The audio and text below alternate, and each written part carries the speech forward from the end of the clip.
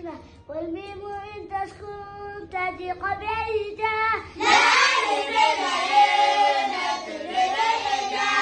أحكامها ثلاثة لمن طبق فالأول الإخفاء عند الباري والثاني إدغام بمثلها أتى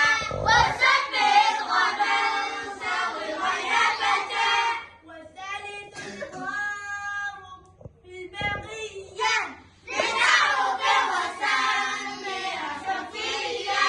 واهدرنا ذواوي وفأن تختفي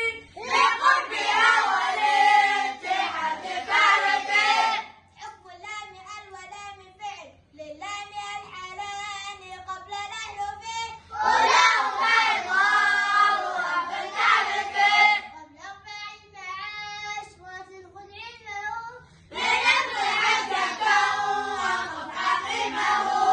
ثانيهما إضغامها في أربع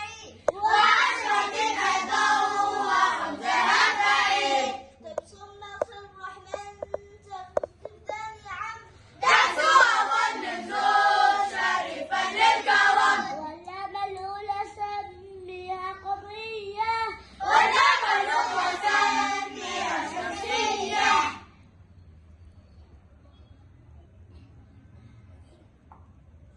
وأظهرن لام فعل مطلقا في نحو قلنا عام وقلنا والتقى في المتجانسين في المثلين والمتقاربين والمتجانسين في الصفات والمخارج اتفق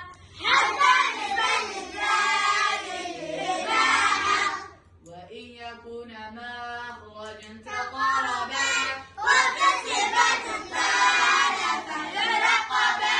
متقاربين أو يكون اتفقا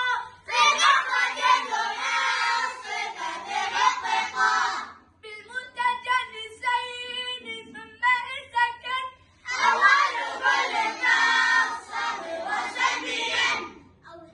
الحرفان في قل فكن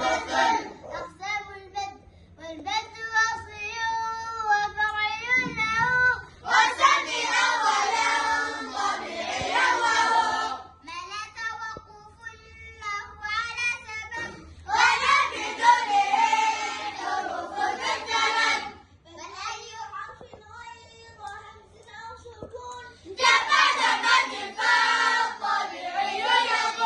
والآخر الفرعي توقف على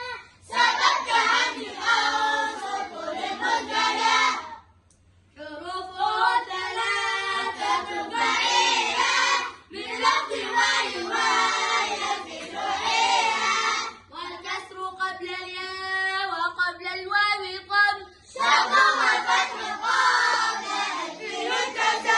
واللين منها الياء وواو سكنا أحكام البد للبد أحكام